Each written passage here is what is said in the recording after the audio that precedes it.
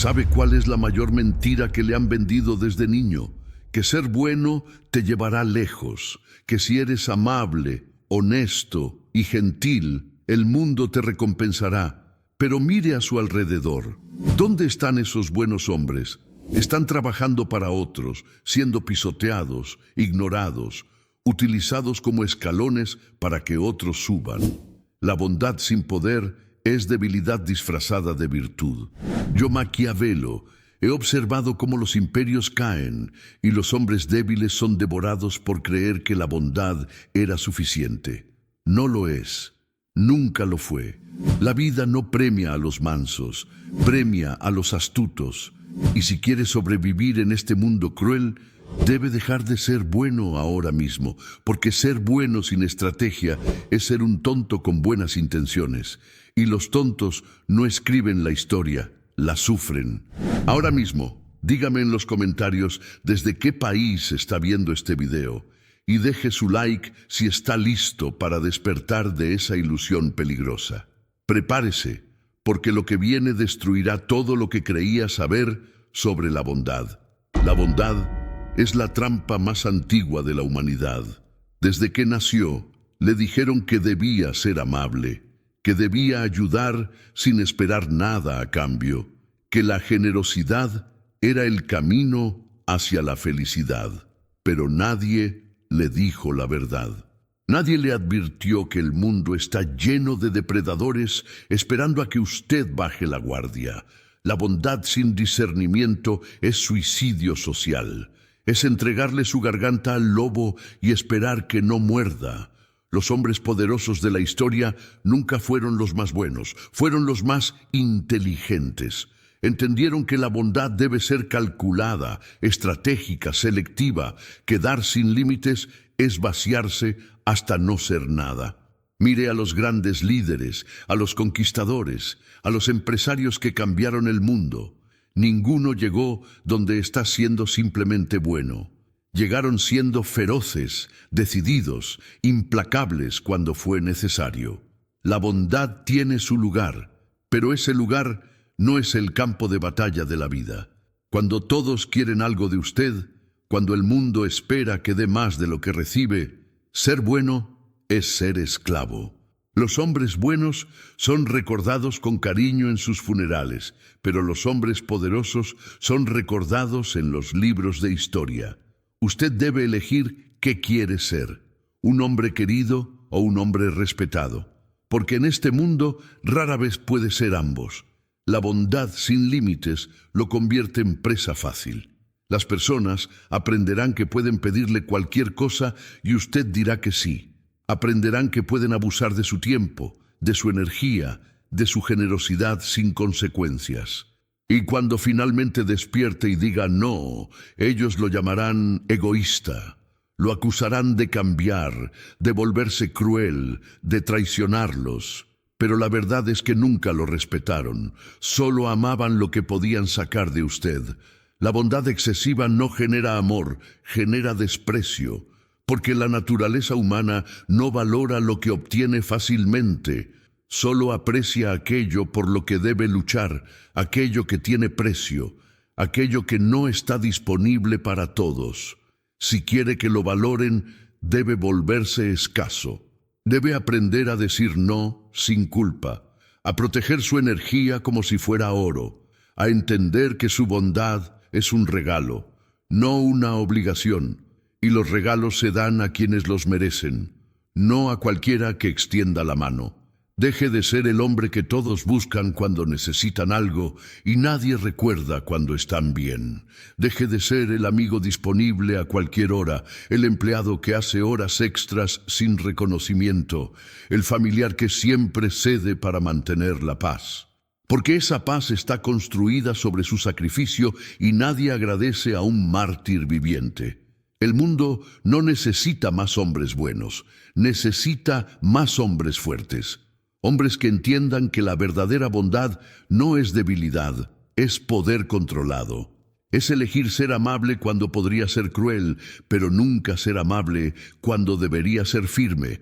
La diferencia es crucial. Un hombre fuerte elige su bondad. Un hombre débil es bueno porque teme las consecuencias de no serlo. Teme el conflicto, el rechazo, la crítica. Entonces se esconde detrás de la bondad como si fuera una virtud, cuando en realidad es cobardía disfrazada. El hombre despiadado no es cruel por placer, es estratégico por necesidad. Entiende que en un mundo donde todos compiten por recursos limitados, poder, reconocimiento y oportunidades, la compasión mal dirigida es autodestrucción. No estoy hablando de convertirse en un monstruo sin corazón. Hablo de desarrollar la capacidad de ser implacable cuando la situación lo demanda, de entender que hay momentos en la vida donde debe elegir entre ser amado o ser efectivo. Y si elige lo primero, perderá todo. Los grandes estrategas de la historia entendieron esto perfectamente. Sabían que para proteger a los suyos, a veces debían ser crueles con los enemigos, que para construir algo grande, a veces debían destruir lo obsoleto, que para liderar debían estar dispuestos a tomar decisiones que otros considerarían despiadadas, pero que eran absolutamente necesarias. César no conquistó las Galias siendo simpático. Napoleón no cambió Europa siendo condescendiente. Steve Jobs no revolucionó la tecnología siendo complaciente con la mediocridad.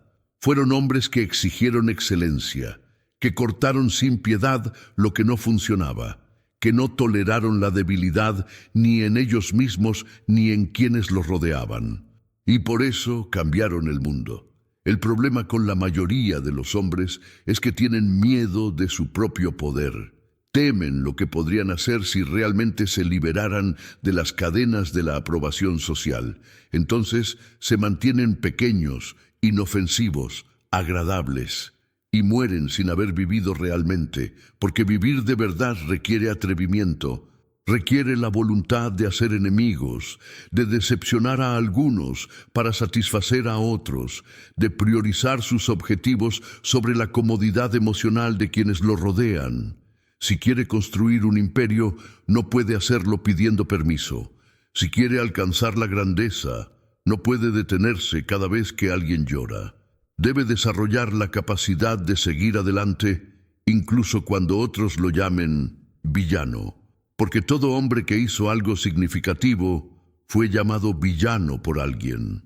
Los mediocres siempre atacan a quienes se atreven a ser más. No se inscriba todavía en el canal. Espere a que termine de destruir sus falsas creencias. Luego podrá hacerlo cuando realmente entienda el poder de este mensaje. El hombre despiadado no busca hacer daño, busca resultados. Y entiende que a veces el daño es inevitable. Cuando despide a alguien porque no cumple, está siendo despiadado pero efectivo. Cuando corta relaciones que lo drenan emocionalmente, está siendo despiadado pero inteligente.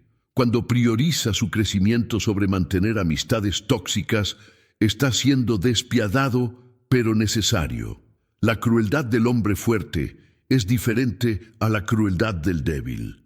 El débil es cruel por resentimiento, por envidia, por necesidad de sentirse superior.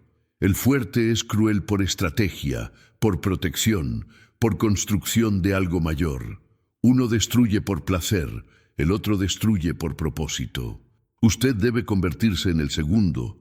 Debe desarrollar la capacidad de mirar a alguien a los ojos y decir no sin pestañear, de tomar decisiones difíciles sin quebrarse, de elegir su camino incluso cuando significa dejar atrás a personas que pensó que estarían para siempre. Porque la vida no es sobre mantener a todos contentos, es sobre construir algo que importe. Le han mentido sobre la reciprocidad. Le dijeron que si trata bien a las personas, ellas lo tratarán bien a usted. Que si es leal, recibirá lealtad. Que si ama profundamente, será amado de la misma manera. Pero la realidad es brutalmente diferente. La mayoría de las personas tomarán todo lo que usted ofrezca y no darán nada a cambio. No porque sean malas, sino porque es la naturaleza humana. Las personas valoran lo que les cuesta, no lo que reciben gratis. Cuando usted da demasiado, pierde valor. Se convierte en algo común, algo dado por sentado, algo que siempre estará ahí sin importar cómo lo traten. Y cuando algo siempre está disponible, deja de ser apreciado. Esta es la paradoja de la generosidad. Cuanto más da, menos recibe. Cuanto más se sacrifica, menos lo valoran. Porque la gente no respeta la abundancia, respeta la escasez. No aprecian lo fácil, aprecian lo difícil. Si quiere que alguien valore su tiempo, hágalo escaso. Si quiere que alguien aprecie su ayuda, que tenga que ganársela. Si quiere que alguien lo respete, que sienta que podría perderlo. Porque el miedo a la pérdida es más poderoso que la gratitud por la presencia.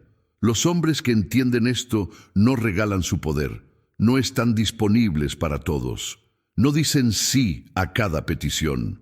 Construyen muros alrededor de su energía, de su tiempo, de sus recursos, y solo dejan entrar a quienes demuestran merecerlo. Esto no es egoísmo, es autopreservación.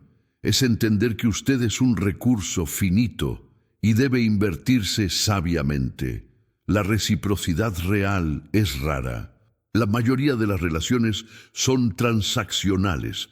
Las personas se acercan porque necesitan algo, porque usted les ofrece valor, porque les es conveniente, y cuando ese valor desaparece, ellos también desaparecen. No lo hacen con maldad, simplemente siguen sus intereses. Y usted debería hacer lo mismo. Deje de dar esperando recibir, deje de amar esperando ser amado, deje de ayudar esperando gratitud, porque esas expectativas solo traen decepción. En cambio, dé cuando le convenga, ame cuando le beneficie, ayude cuando tenga algo que ganar. Suena frío, suena calculador, pero es la realidad de cómo funciona el mundo. Los idealistas mueren pobres y solos, creyendo que el mundo era diferente. Los realistas construyen imperios entendiendo exactamente cómo es. Usted debe decidir qué prefiere, una ilusión cómoda o una verdad incómoda, porque no puede tener ambas. La verdad lo hará libre, pero primero lo hará miserable. Le mostrará cuántas personas en su vida están ahí por conveniencia, cuántas relaciones son unilaterales, cuánto ha dado a cambio de migajas. Pero esa miseria es necesaria, es el precio de despertar, y una vez que despierta, nunca vuelve a dormir. Ve el mundo como realmente es, no como le dijeron que debía ser, y con esa visión clara puede finalmente construir relaciones reales, basadas en intercambio mutuo, en respeto genuino, en valor compartido. Porque cuando deja de ser el que da todo, atrae a personas diferentes. Ya no vienen los parásitos, vienen los socios. Ya no llegan los necesitados, llegan los poderosos. Porque los poderosos reconocen a otros poderosos y no pierden tiempo con quienes se regalan. La manipulación tiene mala reputación, pero solo porque la asocian con la maldad. En realidad, la manipulación es simplemente influencia. Es el arte de guiar a las personas hacia donde usted quiere que vayan sin que se den cuenta. Y todos lo hacen, consciente o inconscientemente. Cuando un niño llora para conseguir lo que quiere, está manipulando. Cuando un vendedor crea urgencia artificial, está manipulando. Cuando un líder inspira a su equipo con una visión, está manipulando. La diferencia no está en si manipula o no, está en cómo lo hace y con qué propósito. Los hombres débiles manipulan por miedo, por necesidad de controlar, porque no pueden liderar. Los hombres fuertes manipulan por estrategia, porque entienden que mover a las personas requiere más que buenas intenciones. Requiere entender sus deseos, sus miedos, sus motivaciones, y usar ese conocimiento para crear resultados. Si quiere construir algo grande, necesita personas. Y las personas no hacen lo que es lógico, hacen lo que es emocional. No se mueven por argumentos racionales, se mueven por historias que resuenan con sus anhelos profundos. El líder que entiende esto puede mover montañas. El que no lo entiende se frustra preguntándose por qué nadie sigue sus órdenes perfectamente razonables. La manipulación estratégica comienza con la observación. Debe estudiar a las personas como un científico estudia especímenes. ¿Qué los motiva? ¿Qué temen? ¿Qué desean más que nada? Una vez que tiene esas respuestas, tiene las llaves de su voluntad. Puede ofrecerles exactamente lo que necesitan escuchar, presentado de la manera que necesitan escucharlo en el momento preciso. Esto no es engaño, es comunicación efectiva, es entender que la verdad sin el envoltorio correcto es rechazada, mientras que hasta la mentira bien empaquetada es celebrada. Usted no puede cambiar esta realidad, solo puede usarla.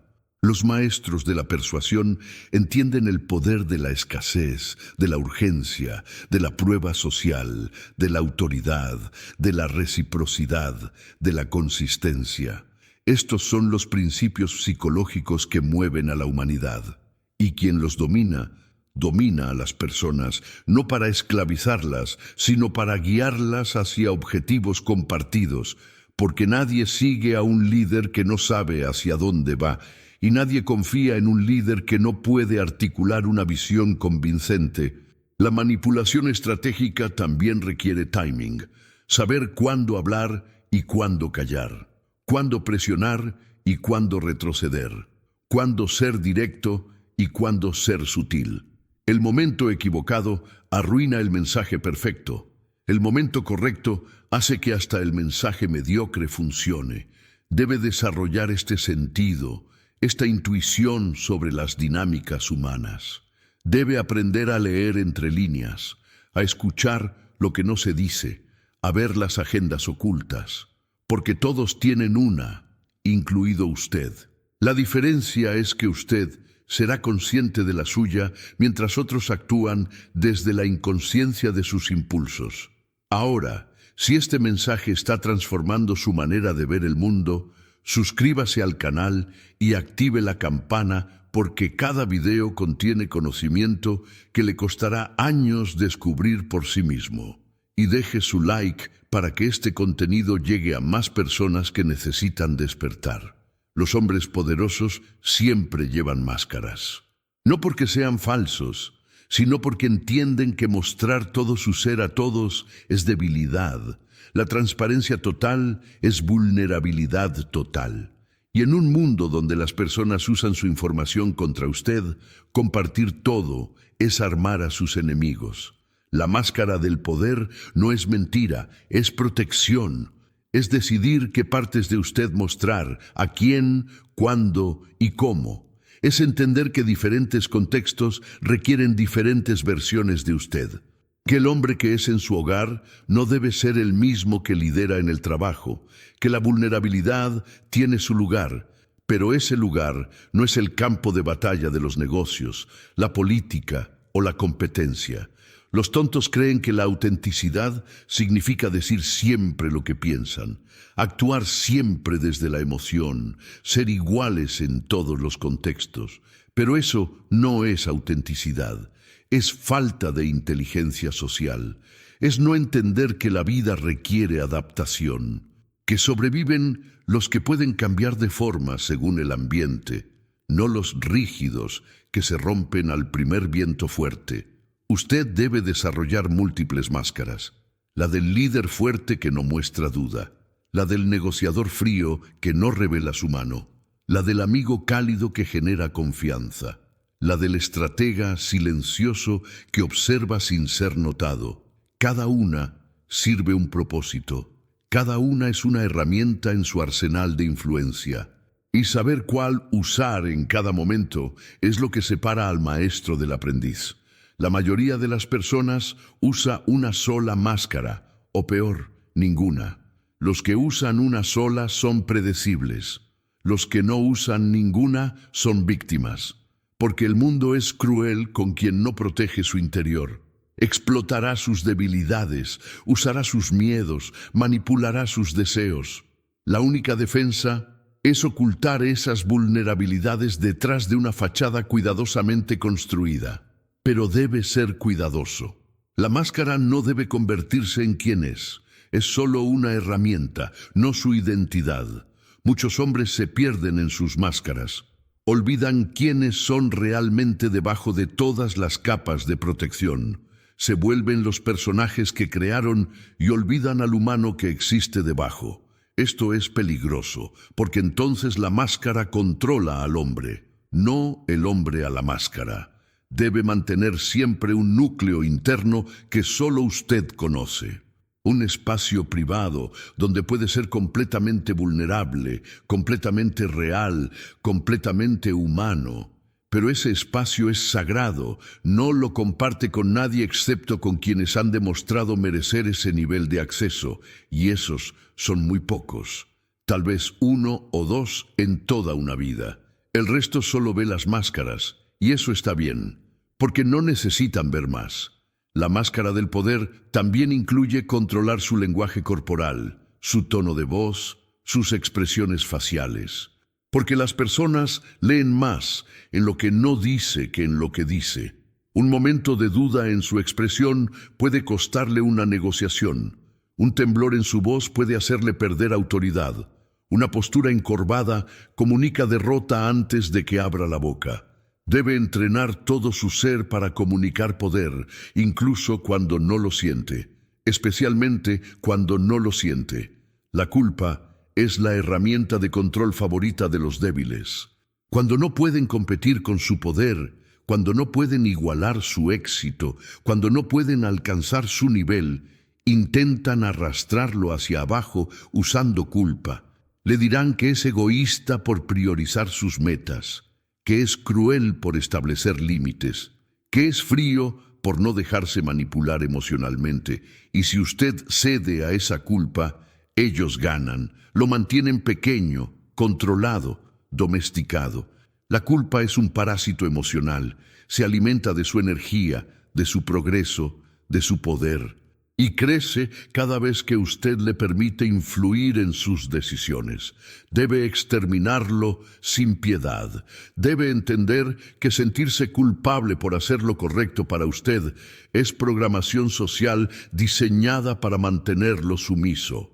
Desde niño le enseñaron a sentirse mal por querer más, por poner sus necesidades primero, por decir no. Le enseñaron que ser bueno significa sacrificarse constantemente, que amar significa sufrir, que la virtud requiere dolor, pero todo eso es mentira. La verdadera virtud es construir una vida tan poderosa que puede ayudar a otros desde la abundancia, no desde la escasez. No puede salvar a nadie si usted mismo se está ahogando. No puede dar lo que no tiene. Entonces, su primer deber es consigo mismo. Construir su fortaleza, acumular su poder, desarrollar sus recursos, y solo entonces, desde esa posición de fuerza, elegir a quién ayudar. No por obligación, sino por decisión estratégica. La culpa intentará detenerlo en cada paso. Cuando deje atrás amigos que no crecen, se sentirá culpable.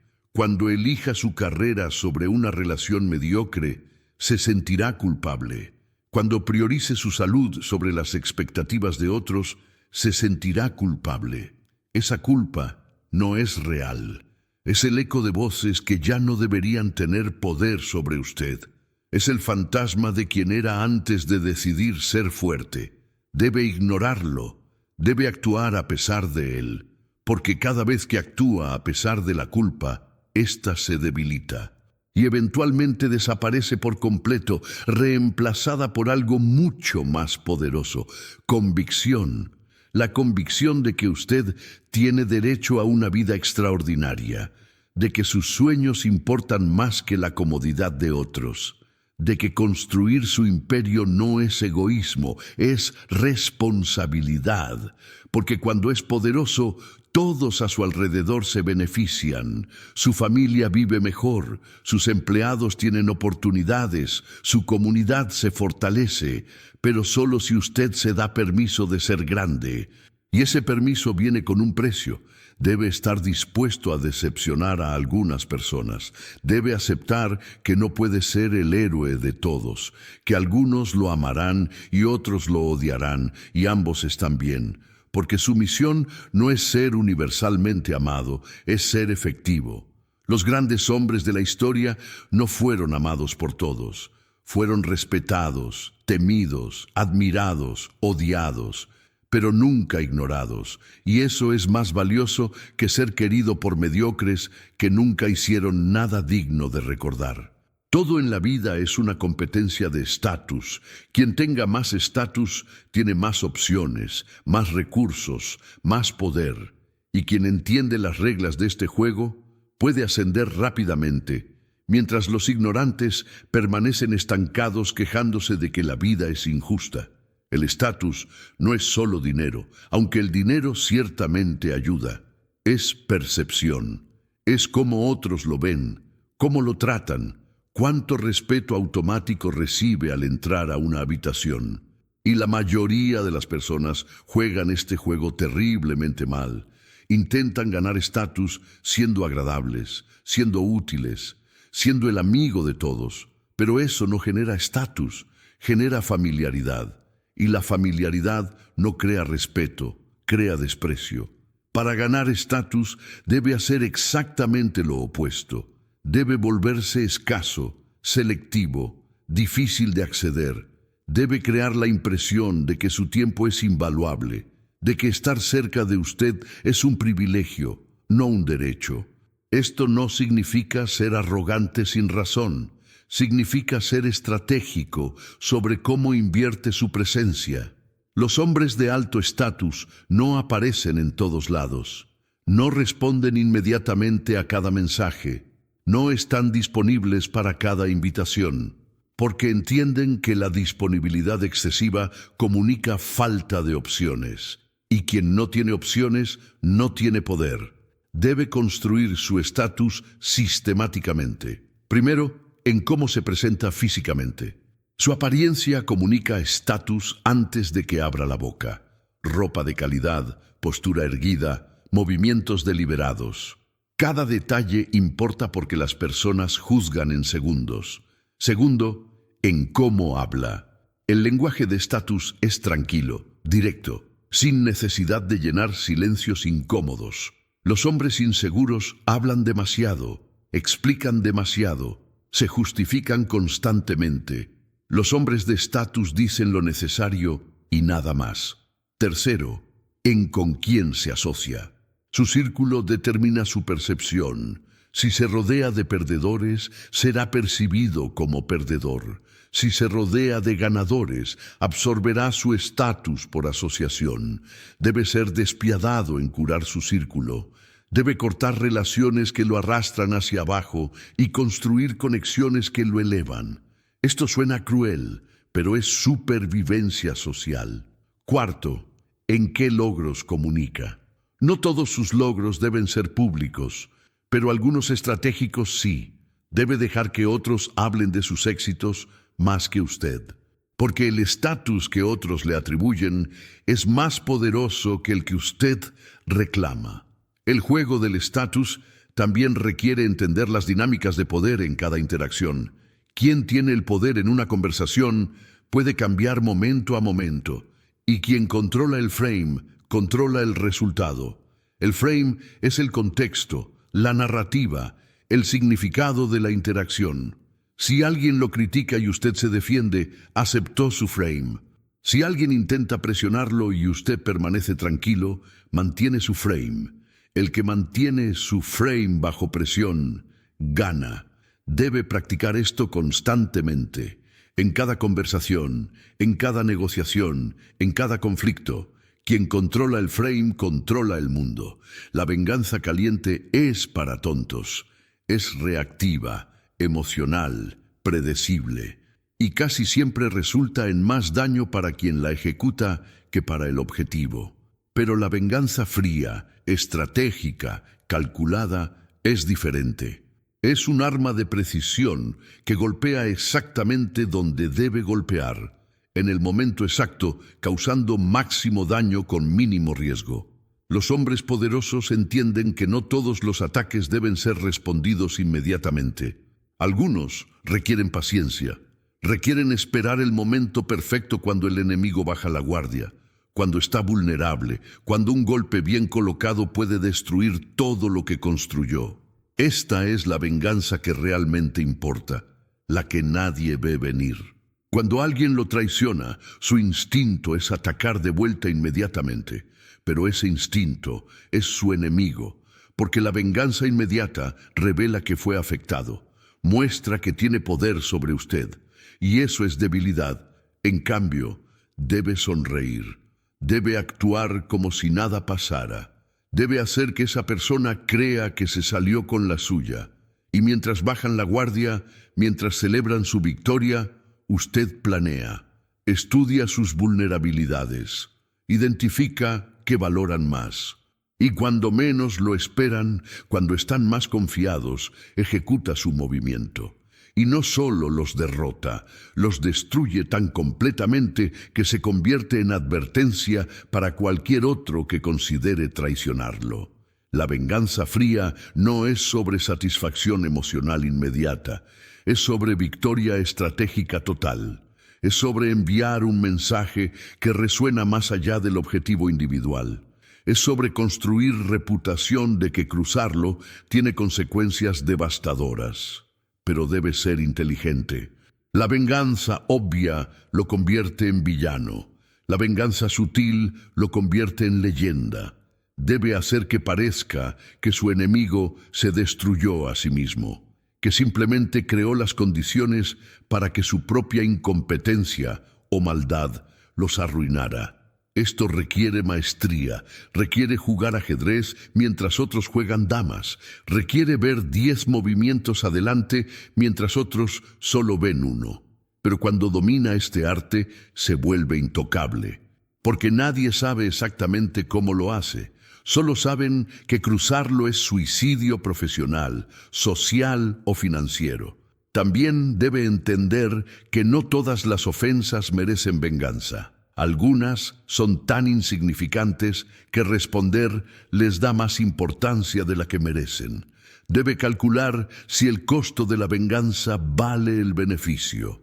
Si destruir a alguien requiere más energía de la que vale, es mejor ignorarlos, porque su tiempo es demasiado valioso para desperdiciarlo en insectos.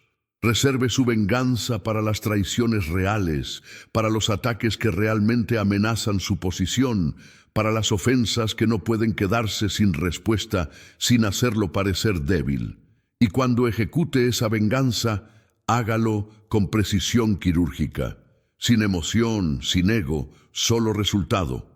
Ahora, si está entendiendo el nivel de profundidad estratégica que requiere el verdadero poder, déjeme su like y suscríbase, porque estos conocimientos valen más que cualquier curso caro que le vendan. La lealtad no se gana siendo amable, se construye a través de una mezcla calculada de miedo y recompensa. Las personas deben saber 2 cosas sobre usted, que puede mejorar significativamente sus vidas si están de su lado, y que puede arruinarlas completamente si lo traicionan. Ambas verdades deben ser evidentes, no solo amenazas vacías. Debe demostrar tanto su capacidad de recompensar como su voluntad de castigar. Los líderes débiles solo usan recompensas. Intentan comprar lealtad con generosidad infinita. Pero esto no funciona porque crea dependencia sin respeto. Las personas toman y toman sin dar nada a cambio porque saben que no hay consecuencias. Se vuelven parásitos que chupan recursos mientras critican en privado. Los líderes fuertes entienden que el miedo es tan importante como el amor, que las personas deben respetar su poder antes de apreciar su generosidad, que la vara debe existir incluso si rara vez se usa, porque la posibilidad del castigo mantiene a todos alineados. La amenaza es más poderosa que la ejecución. Debe construir un sistema donde quedarse leal es la opción más atractiva y la traición es obviamente estúpida. Esto significa recompensar generosamente a quienes demuestran lealtad. no solo con dinero, sino con acceso, con oportunidades, con reconocimiento. Debe hacer que sus aliados sientan que están en el equipo ganador, que su futuro está ligado al suyo, que mientras usted crece, ellos crecen. Pero también debe dejar claro, a través de acciones, no solo palabras, que la traición tiene consecuencias devastadoras. No necesita amenazar constantemente, solo necesita que cuando alguien cruce la línea, la respuesta sea tan desproporcionada que todos los demás piensen dos veces antes de considerar lo mismo. Esto no es crueldad innecesaria, es gestión de riesgo. Es proteger su organización, su familia, su imperio de las termitas internas que lo destruirían desde adentro. Y las termitas solo se multiplican si no hay exterminio ocasional. La lealtad construida solo sobre miedo es frágil. Se rompe cuando aparece alguien más temible. La lealtad construida solo sobre recompensa es mercenaria. Se vende al mejor postor. Pero la lealtad construida sobre ambos es hierro forjado, porque las personas saben que traicionarlo no solo significa perder los beneficios, significa enfrentar consecuencias que superan cualquier ganancia potencial. Debe también crear una cultura donde la lealtad es celebrada públicamente y la traición es recordada para siempre. Las historias importan. Si alguien es leal durante años y usted lo recompensa espectacularmente, todos lo notan. Si alguien lo traiciona y usted lo destruye metódicamente, todos lo recuerdan. Estas historias se convierten en leyendas que forman la cultura de su círculo. Las personas nuevas que entran ya saben las reglas antes de que usted las diga. Saben que este es un lugar donde la lealtad lleva a grandeza y la traición lleva a ruina. Y esa claridad es poder, porque elimina la ambigüedad. Todos saben exactamente dónde están parados y qué esperar. No hay sorpresas, no hay confusión, solo consecuencias predecibles para acciones predecibles. Al final, nada importa excepto el legado.